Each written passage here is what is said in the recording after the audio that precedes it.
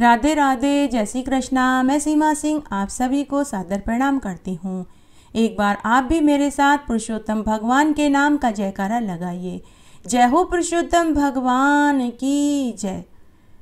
आज हम पुरुषोत्तम मास का 18वां अध्याय सुनेंगे। इस अध्याय में भगवान का सुदेव को अमोघ वरदान देना तथा धनी मुनि की कथा आएगी। नारद मुनि बोले कि हे तपोनिधे, फिर राजा दर्धनमा से वाल्मीकि जी ने क्या कहा, अब आगे का महात्म्य सुनाइए, हमारी सुनने की तीव्र इच्छा है। नारद मुनि के ऐसे वचन सुनकर नारायण बोले कि हे राजा दर्धनवा, अपने पूर्व जन्म का वृतांत सुनकर आश्चर्य से मुनिश्रेष्ठ वाल्मीकि जी से फिर पूछने लगे, हे ब्राह्मण, आपके सुंदर वचन अमृत का बार बार पान करके भी मैं तृप्त नहीं हो रहा हूँ, अतः इसके बाद का हाल सुनाइए। वाल्मीकि जी बोले कि हे पृथ्वीपते, उस ब्राह्मण के ऐसे विलाप से 10 दिशाओं का गुंजायमान करते हुए असमय ही होने वाले मेघ घिर आए। उसके साथ ही पर्वतों को कंपाने वाली, शरीर को स्पर्श करने वाली तीक्ष्ण वायु चली। अत्यंत कड़कड़ाती आवाज से बिजली चमक उठी। वह मेघ शब्द सब दिशाओं में फैल गया। इस प्रकार 1 महीने तक आसमान से पानी बरसता रहा। सारी पृथ्वी जलमय हो गई, किंतु पुत्र शोक की अग्नि से तापित उस ब्राह्मण को कुछ भी पता नहीं चला। उसने अन्न जल सब छोड़कर हाय पुत्र करते हुए विलाप करता रहा। 1 मास श्री कृष्ण भगवान का प्रिय पुरुषोत्तम मास था, अतः अनजाने में ही पुरुषोत्तम मास का दोनों पति पत्नी से सेवन हो गया। इससे अत्यंत प्रसन्न हो नवीन मेघ के समान श्याम वर्ण वाले वनमालाधारी श्री कृष्ण भगवान प्रकट हो गए। उनके प्रकट होते ही सारे बादल छट गए। तब ब्राह्मण ने भगवान पुरुषोत्तम के दर्शन करे। शीघ्र ही पुत्र को पृथ्वी पर सुलाकर स्त्री सहित श्री कृष्ण भगवान को दंडवत प्रणाम किया। फिर हाथ जोड़कर श्री कृष्ण भगवान के आगे दोनों स्त्री पुरुष खड़े हो गए। पुरुषोत्तम मास के सेवन करने से भगवान अत्यंत प्रसन्न होकर अमृतमयी मधुर वाणी से बोले कि हे सुदेव ब्राह्मण, तुम धन्य हो, तुम बड़े ही सौभाग्यशाली हो। तुम्हारा वर्णन त्रिलोकी में कौन कर सकता है। हे वत्स, सुनो, तुम्हारा भविष्य मैं कहता हूँ। हे ब्राह्मण, तुम्हारे पुत्र की आयु 12,000 वर्ष की होगी। हे द्विजोतम, यह तुमको निसंदेह सुख देने वाला होगा। मैं प्रसन्न होकर तुमको यह पुत्र का वरदान देता हूँ। हे द्विजोतम, मेरे प्रसाद से तुम्हारे पुत्र सुख को देखकर देवता, गंधर्व, मनुष्य सब पुत्र सुख की कामना करेंगे। इस संबंध में मैं तुम्हें एक प्राचीन इतिहास कहता हूँ, जो मार्कंडेय मुनि ने राजा रघु को सुनाया था। पहले कोई महामना धनु नाम के मुनीश्वर थे, जो पुत्र रूपी मानसिक चिंता से हमेशा संतप्त और दुखी रहते थे। तब उन्होंने अमर पुत्र होने की इच्छा से कठोर तपस्या करी। 1000 वर्ष बीतने पर देवता प्रकट होकर उस मुनि से बोले कि हे मुनिराज, हम तुम्हारी कठोर तपस्या से प्रसन्न हुए। तुम्हारा कल्याण हो, जो तुम्हारे मन में हो वह वरदान मांग लो। श्री नारायण बोले कि इस प्रकार देवताओं के अमृत तुल्य वचन सुनकर मुनि तृप्त हो गए।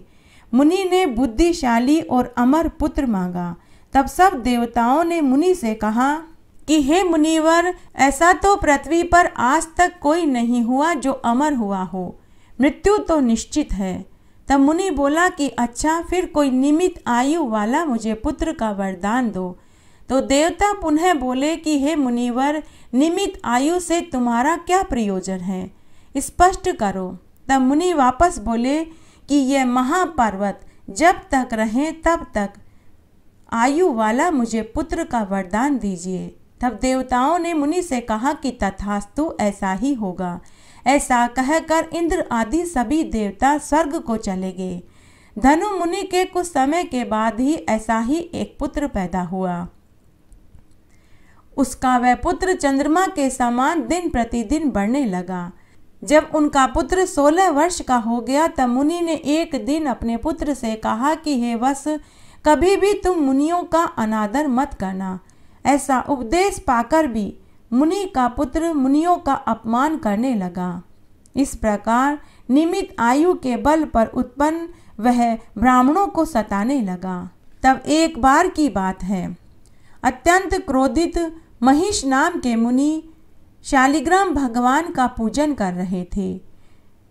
तब उस मुनि पुत्र ने शालिग्राम को उठाकर चंचलता से हंसते हुए जल से परिपूर्ण कुएं में फेंक दिया।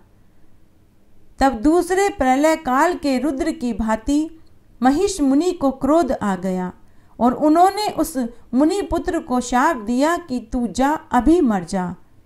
परंतु मुनि के शाप से वह मुनि पुत्र मरा नहीं। तब उस महिष मुनि ने अपने योग बल और ध्यान से पता लगा लिया कि यह मुनि पुत्र क्यों नहीं मर रहा है, क्योंकि उसे वरदान मिला हुआ था कि जब तक ये महापर्वत रहेंगे तब तक मुनि पुत्र को कुछ नहीं हो सकता, क्योंकि देवताओं ने मुनि पुत्र को निमित आयु का वरदान दिया था। तब महिष मुनि ने लंबी लंबी सांस छोड़ी। उस सांस से करोड़ों भैंसें उत्पन्न हो गई और उन भैंसों ने अपने सींगों से उन महापर्वतों को खंड खंड कर दिया। ऐसा करते ही मुनि पुत्र की मृत्यु हो गई। जब धनु मुनि को अपने पुत्र की मृत्यु का समाचार मिला तो उसे बहुत दुख हुआ। वह उसी समय अपने पुत्र की चिता के साथ जलकर भस्म हो गया। इस प्रकार हठ से जो कोई भी पुत्र प्राप्त करता है उसे सुख नहीं मिलता। कृष्ण भगवान ब्राह्मण सुदेव से बोले कि हे सुदेव ब्राह्मण, गरुड़ जी ने तुमको यह पुत्र दिया है, इससे आज तुम लोक में प्रशंसनीय पुत्रवान हो गए हो। हे अनद, पुरुषोत्तम मास के महात्म्य से प्रसन्न होकर मैंने तुम्हें यह पुत्र चिरंजीव किया है, अतः यह तुमको सुख देने वाला होगा।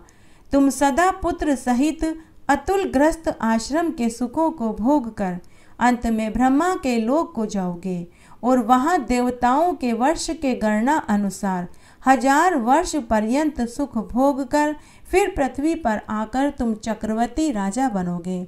चतुर्गनी तुम्हारी सेना होगी, वाहनों से युक्त हो दृढ़धनवा राजा के नाम से तुम विख्यात होगे। 10,000 वर्ष तक संपूर्ण राज्य का तुम सुख भोगोगे। इंद्र के पद से भी अधिक अखंड बल और ऐश्वर्य होगा और यह तुम्हारी अर्धांगिनी गौतमी भी पटरानी होगी। इसका गुण सुंदरी नाम होगा। यह पति की सेवा में हमेशा तत्पर रहेगी।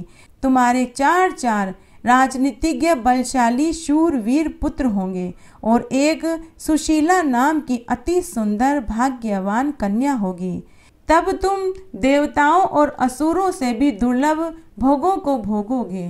तब एक दिन इस पृथ्वी पर मैंने सब कुछ कर लिया, अब कुछ करना शेष नहीं रहा।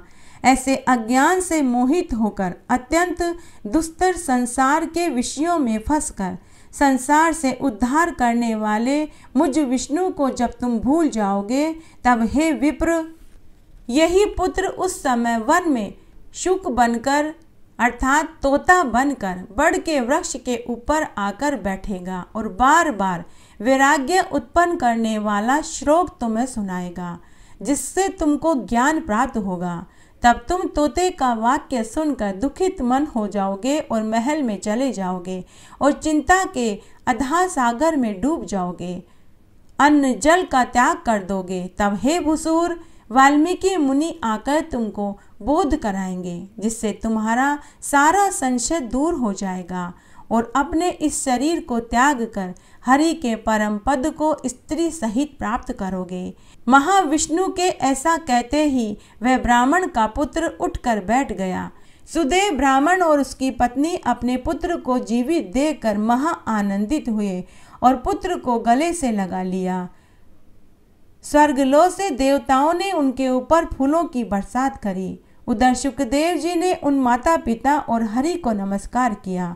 पुत्र सहित ब्राह्मण को देखकर गरुड़ जी भी बहुत प्रसन्न हुए।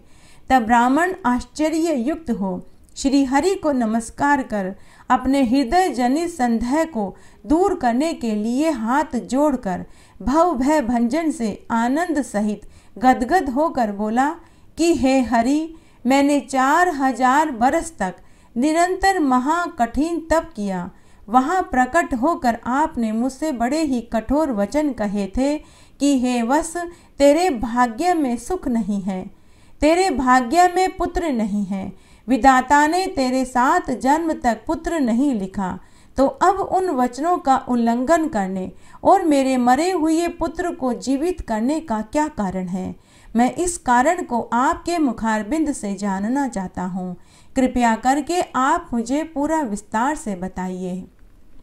इस अध्याय में हम एक पाप नाशिनी कथा को सुनेंगे।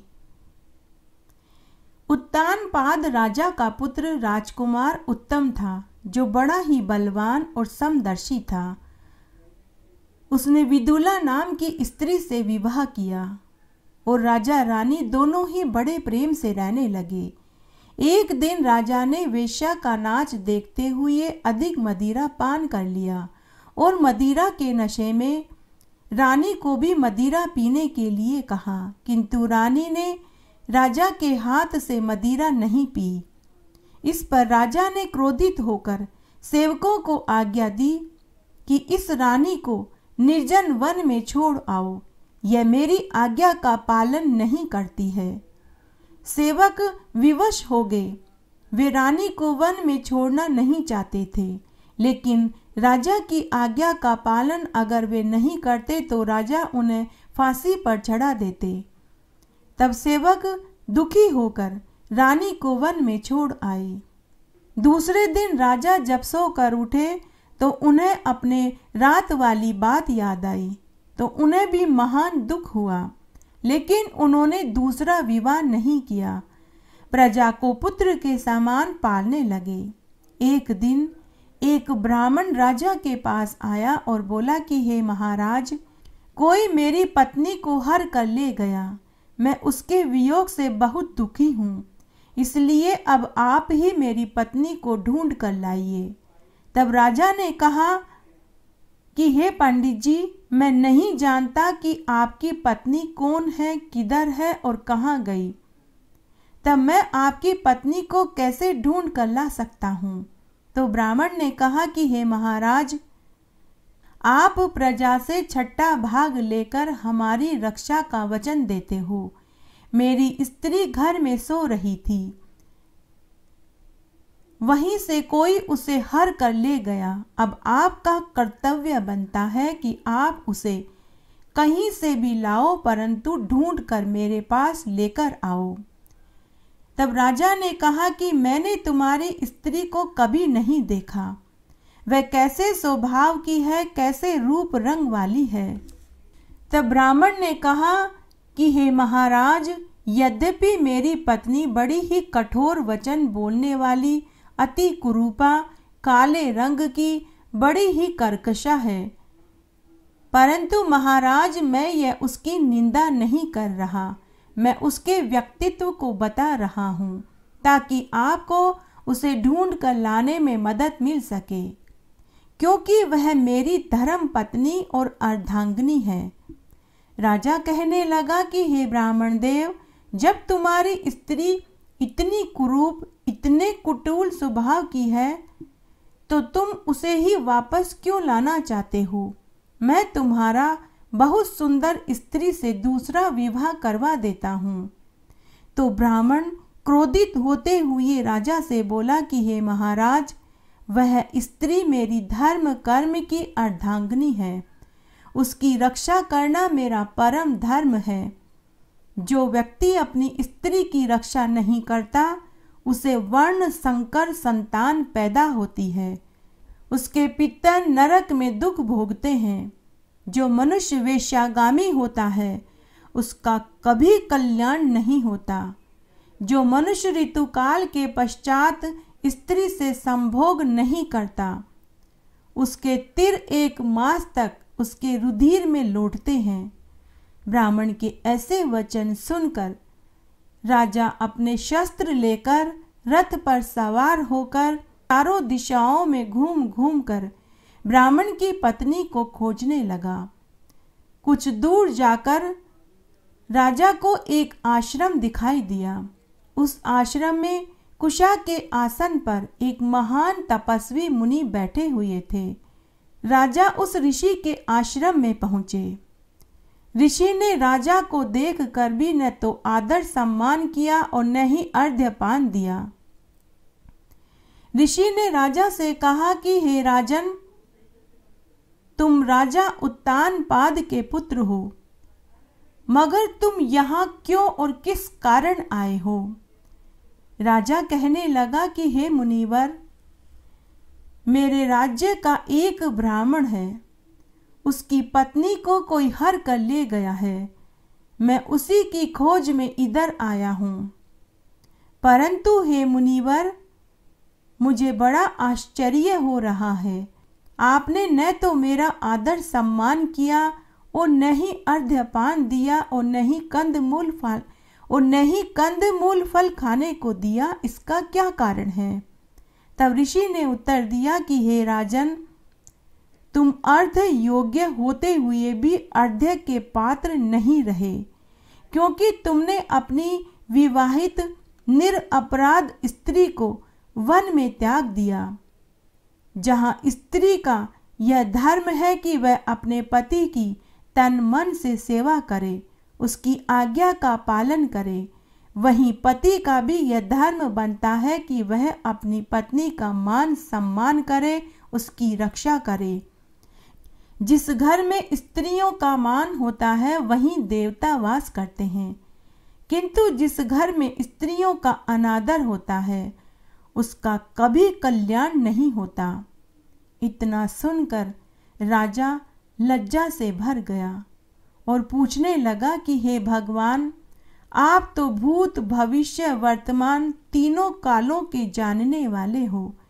कृपया करके आप मुझे ये बतलाइए कि मेरी प्रजा का वह ब्राह्मण जो अपनी स्त्री को खोज रहा है, उस ब्राह्मण की पत्नी को कौन और कहाँ हर कर ले गया? तब ऋषि कहने लगे कि हे राजन, आदि का पुत्र बलाक नामक राक्षस ब्राह्मणी को उत्पलावर्त नामक नगर में हर कर ले गया। तुम वहां जाओ और उसे ढूंढकर ब्राह्मण से उसका मेल करवा दो। तब राजा ने मुनि को प्रणाम किया और पुनः रथ पर बैठकर मुनि के बताए हुए उत्पलावर्त वन में गया। वहां जाकर देखा तो एक स्त्री वीलपत्र के पत्ते खा रही थी। जैसा ब्राह्मण ने अपनी पत्नी का व्यक्तित्व बताया था, वैसा ही उसका रंग रूप था, जिसे देखकर राजा ने उसे पहचान लिया और उससे पूछने लगा कि हे कल्याणी, तुम इस वन में क्या कर रही हो? तुम्हारा पति तुम्हें ढूंढ रहा है। तो ब्राह्मणी कहने लगी कि हे महाराज, मैं अति रात्र नामक ब्राह्मण की पुत्री विलास पुत्र की स्त्री हूँ। मैं अपने घर में अकेली सो रही थी कि बलाक नाम का राक्षस मुझको हर कर यहाँ ले आया और यहाँ लाकर मुझे पेड़ से बांध कर रख दिया। यद्यपि उसने मुझे किसी प्रकार का कोई कष्ट नहीं दिया और न ही मेरा सतीत्व नष्ट हुआ है, परंतु फिर भी मैं यहाँ अपने पति से अलग होकर बहुत दुख उठा रही हूँ। राजा ने कहा कि हे ब्राह्मणी, अभी वह राक्षस कहाँ गया? मुझे तुम्हारे पति ने तुम्हें ढूंढने के लिए भेजा है। तो ब्राह्मणी ने कहा कि वह इस वन के अमुक स्थान पर गया है, जाओ देखो, तुम्हें वह वहीं मिलेगा। राजा ने ब्राह्मणी के बताए हुए स्थान पर वन में जाकर राक्षस को देखा।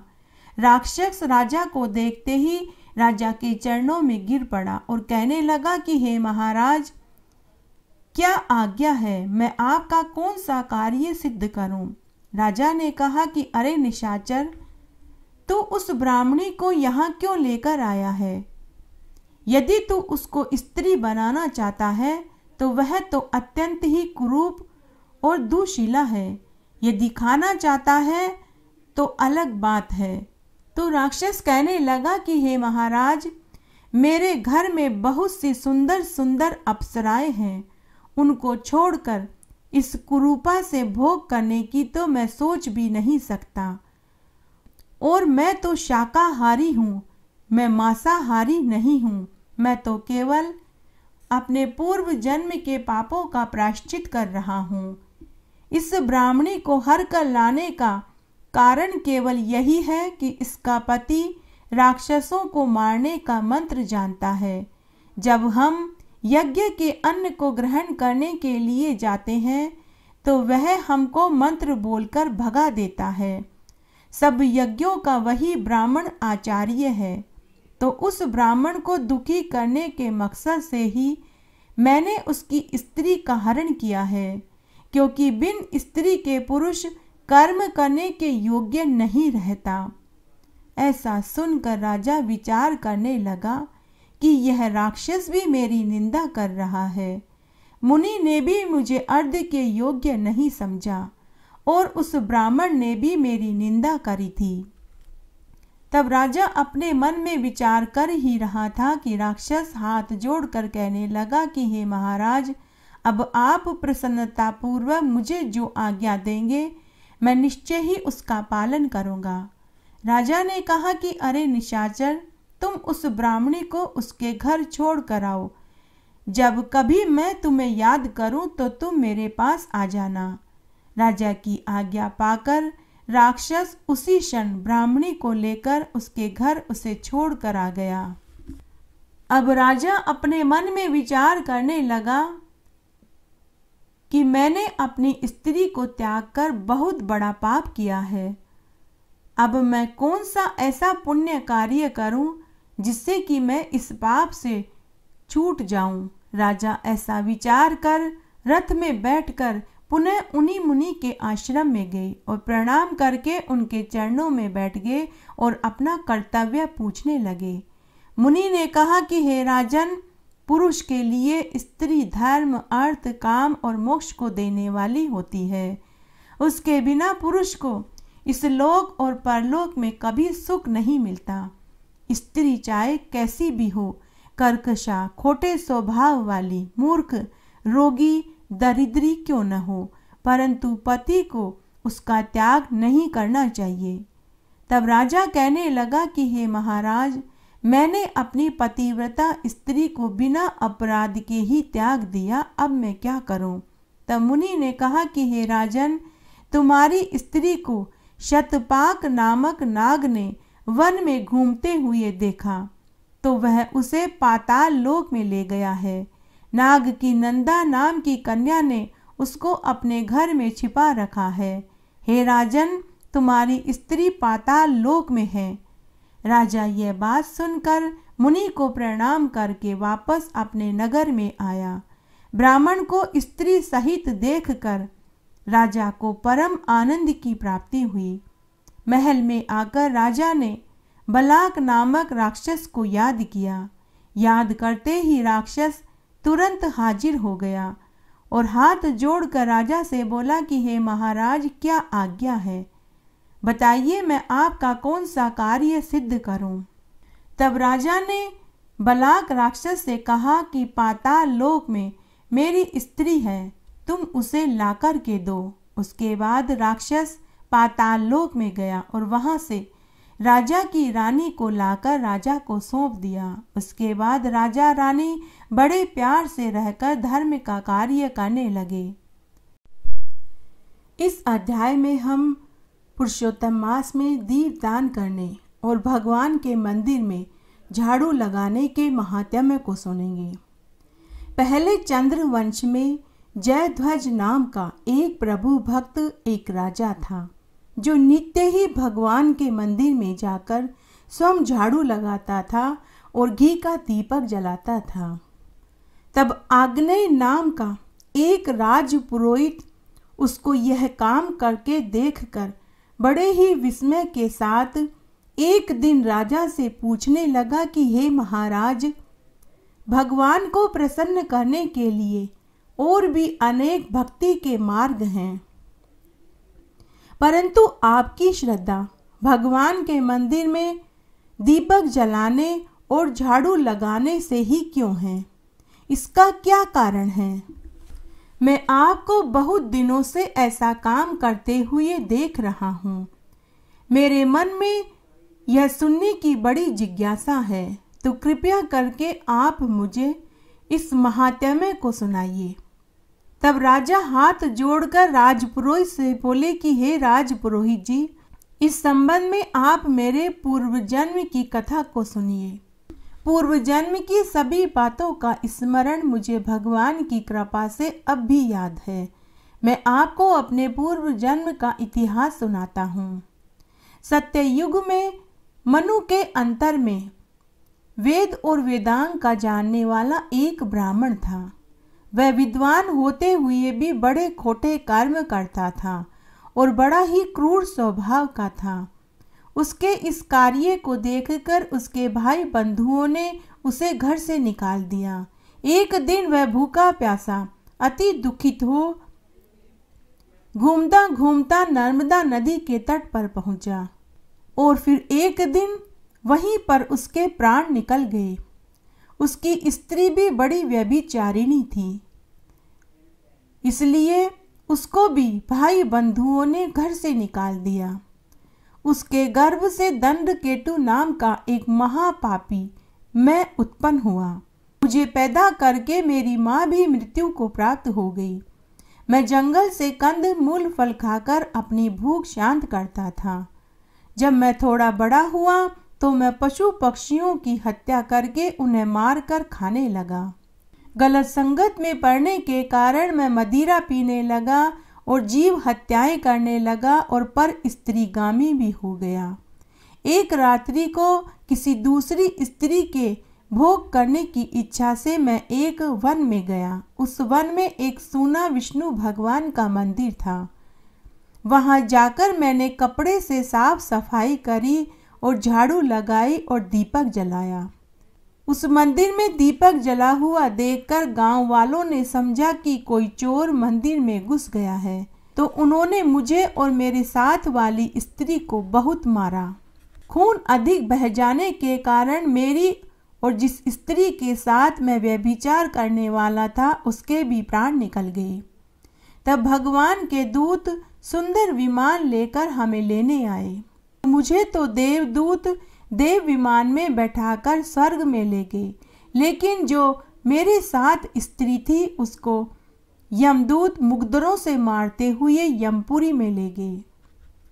पुरुषोत्तम मास के महीने में विष्णु भगवान के मंदिर में झाड़ू लगाने और दीपक जलाने से मेरे एक जन्म के पाप धुल गए।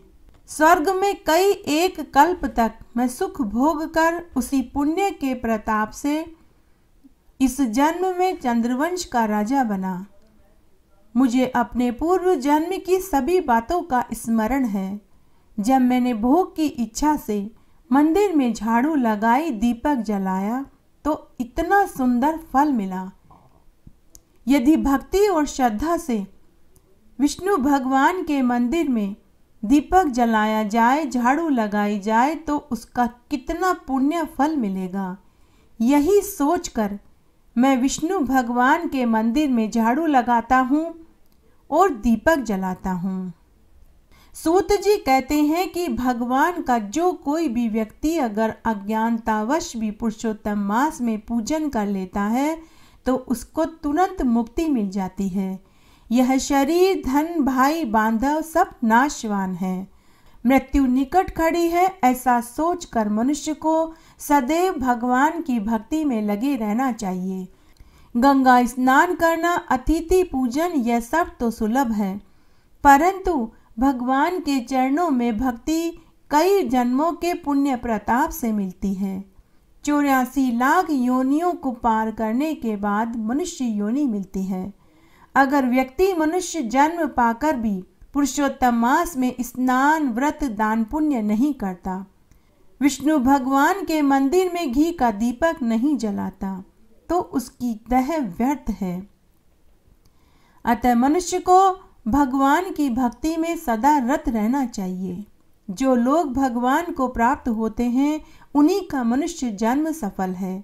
तब एक बार ब्रह्मा जी ने नारद मुनि से कहा कि हे देव ऋषि नारद, दूसरे के दीपक को जलाने का महात्म्य तुम मुझसे सुनो। मनु के वंश में रेवत नाम के राजा के यहाँ भद्रबुद्धि नाम का पुत्र पैदा हुआ। उसे अत्यंत बलवान और शूरवीर सुदर्शन नाम का पुत्र हुआ। भद्रबुद्धि की राजधानी नर्मदा के तट पर महेंद्र पर्वत पर थी। एक समय वीर सुदर्शन वन में शिकार खेलने के लिए गया और वन में इधर उधर फिरते अपने साथियों सहित नदी के पार एक सुंदर कन्या को देखा। तब सुदर्शन अपने साथियों को वहीं छोड़कर घोड़े पर सवार होकर नदी के पार उस कन्या के पास गया और सुदर्शन उसके रूप पर मोहित हो गया। कन्या भी एक बलवान शोभायुक्त वीर को देखकर लज्जा को प्राप्त हुई। सुदर्शन के पूछने पर उस कन्या ने कहा कि मैं गौड़ राजा की पुत्री हूँ और मेरा नाम मदनालसा है। अपनी सखियों के साथ क्रीड़ा करने के लिए मैं इस वन में आई थी। तब सुदर्शन ने और मदनालसा ने गंधर्व रीति से विवाह कर लिया। उसके बाद सुदर्शन मदनालसा को लेकर महल में आ गया। जब राजा भद्रबुद्धि ने देखा कि पुत्र सुदर्शन ने मदनालसा के साथ गंधर्व विवाह कर लिया तो उन्होंने खुशी खुशी स्वीकार कर लिया। उसके बाद राजा भद्रबुद्धि ने अपने पुत्र सुदर्शन को राज्य का उत्तराधिकारी बना दिया और समवन में तपस्या करने के लिए चले गए। उनकी रानी मदनालसा सदा विष्णु भगवान की पूजा किया करती थी। तब राजा रानी ने भगवान विष्णु का स्वर्ण का मंदिर बनवाया। उस मंदिर में वे दोनों ही भगवान का पूजन और दीपदान करते थे। एक समय रानी मदनालसा भगवान के मंदिर में दीपक जला रही थी। उसी समय राजा सुदर्शन ने अपने सेवक को भेजकर रानी मदनालसा को बुलाया, परंतु रानी को दीपक जलाकर राजा के पास जाने में देर हो गई तो राजा क्रोध से भरकर रानी से पूछने लगा कि क्या तुम रोज विष्णु भगवान के मंदिर में दीपक जलाती हो? तुमने विष्णु भगवान के मंदिर में दीप दान करके मेरा अनादर क्यों किया? यदि इसका कोई गुप्त कारण हो तो मुझे बतलाओ। तब मदनालसा मीठे शब्दों में अपने पति से बोली कि हे महाराज, मैं दीपदान का महात्म्य आपसे कहती हूँ। तब मदनालसा बोली कि हे महाराज, आप मेरे पिछले जन्म के चरित्र को सुनिए। पूर्व जन्म में मैं दंडक वन में अन्न कर्ण भक्षण करने वाली चुईया थी। एक समय गोदावरी के तट पर भगवान के मंदिर में रात्रि को जलता हुआ दीपक बत्ती छोटी होने के कारण बुझने लगा। मैंने बत्ती को लोभ से पकड़कर ऊपर उठाया तो दीपक तो जल गया, परंतु मेरा मुख जल गया। उसी दुख से मेरी मृत्यु हो गई। रात्रि में भगवान विष्णु के मंदिर में दीपक प्रज्वलित किया। इसी से मैं इस जन्म में रूपवती हुई और आपकी रानी बनी। यदि श्रद्धा से भगवान के मंदिर में दीप दान किया जाए तो उसके फल का क्या कहना। तब दीपदान के महात्म्य को सुनकर राजा सुदर्शन भी बहुत प्रभावित हुए। अब वे भी अपनी पत्नी के साथ विष्णु भगवान के मंदिर में दीपदान करने लगे।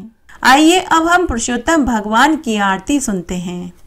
आरती उतारो मारा पुरुषोत्तम भगवान की, आरती उतारो मारा पुरुषोत्तम भगवान की।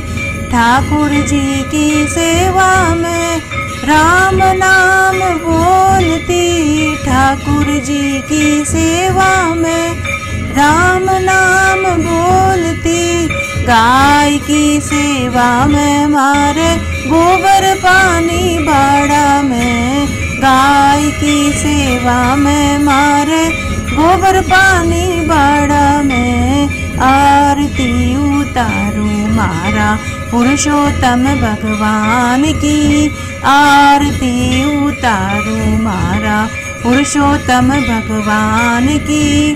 ठाकुर जी की सेवा में गंगा जल जारी में, ठाकुर जी की सेवा में गंगा जल जारी में, गाय की सेवा में मारे दूध भरा चचरी में, गाय की सेवा में मारे दूध भरा चचरी में, आरती उतारूं मारा पुरुषोत्तम भगवान की, आरती उतारूं मारा पुरुषोत्तम भगवान की। ठाकुर जी की सेवा में तिलक धरा चमचा में, ठाकुर जी की सेवा में तिलक धरा चमचा में, गाय की सेवा में मारे घी धरो घड़ला में, गाय की सेवा में मारे घी धरो घड़ला में, आरती उतारूं मारा पुरुषोत्तम भगवान की, आरती उतारूं मारा पुरुषोत्तम भगवान की। ठाकुर जी की सेवा में माखन मिश्री दोना में, ठाकुर जी की सेवा में माखन मिश्री दोना में, गाय की सेवा में मारे छाछ राबड़ी थाली में, गाय की सेवा में मारे छाछ राबड़ी थाली में, आरती उतारूं मारा पुरुषोत्तम भगवान की, आरती उतारूं मारा पुरुषोत्तम भगवान की। ठाकुर जी की सेवा में नितूट मंदिर जावती, ठाकुर जी की सेवा में नितूट मंदिर जावती, गाय की सेवा में मारे नित बुआरा लगावती, गाय की सेवा में मारे नित बुआरा लगावती, आरती उतारूं मारा पुरुषोत्तम भगवान की, आरती उतारूं मारा पुरुषोत्तम भगवान की।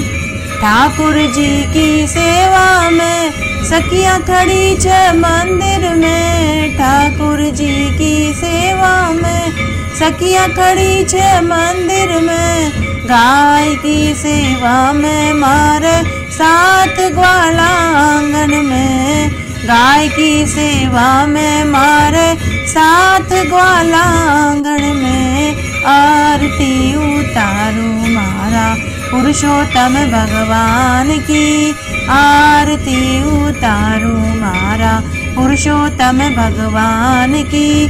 ठाकुर जी की सेवा में तुलसी माला फेरती, ठाकुर जी की सेवा में तुलसी माला फेरती, गाय की सेवा में मारे गले कुमारी सोना की, गाय की सेवा में मारे गले कुमारी सोना की, आरती उतारूं मारा पुरुषोत्तम भगवान की, आरती उतारूं मारा पुरुषोत्तम भगवान की। ठाकुर जी की सेवा में बैकुंठा में जावती, ठाकुर जी की सेवा में बैकुंठा में जावती, गाय की सेवा में मैं तो वैतरणी तर जावती, गाय की सेवा में मैं तो वैतरणी तर जावती, आरती उतारूं मारा पुरुषोत्तम भगवान की, आरती उतारूं मारा पुरुषोत्तम भगवान की। इस तरह आज हमने पुरुषोत्तम मास का 18वां अध्याय सुना। आशा करती हूँ यह आपको ज़रूर पसंद आएगा। मेरे साथ बने रहने के लिए आपका धन्यवाद। आगे आने वाली कथा कहानियों के लिए भी आप इसी तरह मेरे साथ बने रहें। धन्यवाद।